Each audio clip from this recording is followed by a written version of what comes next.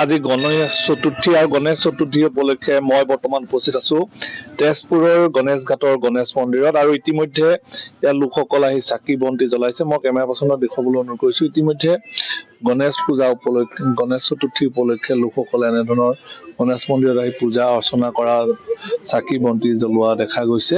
আৰু কেমেৰা পাৰ্চনে দেখুৱাই আছে।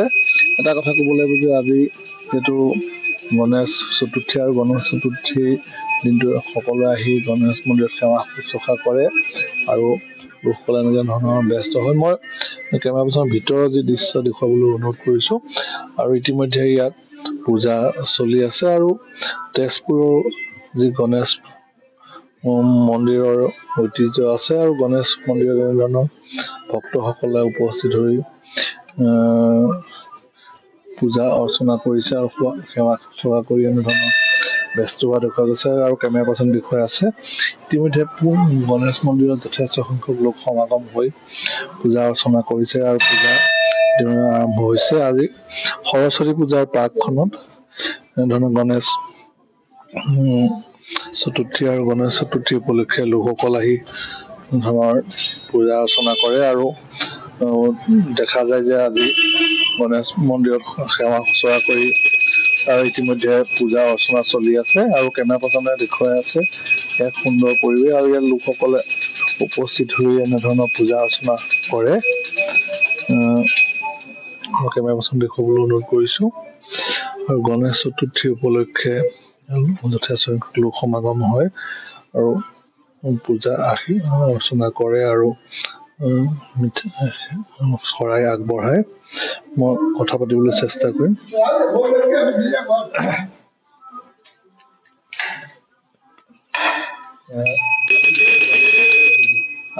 आज माघ शुक्ल पक्ष गणेश चतुर्थी आज ही दिन पर आज ही गणेश पूजा हो तार पीछे सरस्वती पूजा सुबह पूजा आरंभ हो आज पर गणेश पूजा हो गल तार पीछे मारे सरस्वती पूजा सब पूजा आरंभ हो जाब माने मानु आज तो कम आए आसामीज मानु खाली आए और मानु को है और सब भादो माने लेकिन आज पर आरम्भ हो যাব गणेश पूजा तो आज ভাল আছে দিন আছে। আৰু এই যেটো গণেশ মন্দিৰত আমি পূজা কৰো কিমান পুৰণা? এইটো গণেশ মন্দিৰ আজি এইটো বাণ ৰজা দিনত মন্দিৰ আছে। বাণ ৰজা ব্ৰহ্মপুত্ৰ স্নান কৰি গণেশ পূজা কৰি তেতিয়া মহাভৈৰৱ শিৱ মন্দিৰত যায়। তেতিয়াৰ পৰা মন্দিৰ আছে। তেতিয়াৰ পৰা আপোনাৰ যাত্ৰীক বিলাক আহি থাকে। 2 বছৰ 3 বছৰ পিছত হাতী যেতিয়া আহে তেতিয়া ইয়াত সেৱা কৰি যায়। আমাৰ যাত্ৰীক বিলাকে ধীৰে ধীৰে যাত্ৰীক বিলাকে মনোকামনা পূৰ্ণ হৈছে তেতিয়াৰ পৰা যাত্ৰীক পৰা ज़्यादा এটা গণেশ চতুৰ্থী মন্ত্ৰ এটা गजाननं भूतगणाध सेवितं कपीत जम्बो फलचार भक्षणं उमासुतं शोक विनाशकारिकं नमामि विघ्नेश्वर पाद पंकजं भरतुण्डं महाकाय सूर्यकोटि समप्रभ निर्विघ्नं कुरु मे देवं सर्व कार्येषु सर्वदा।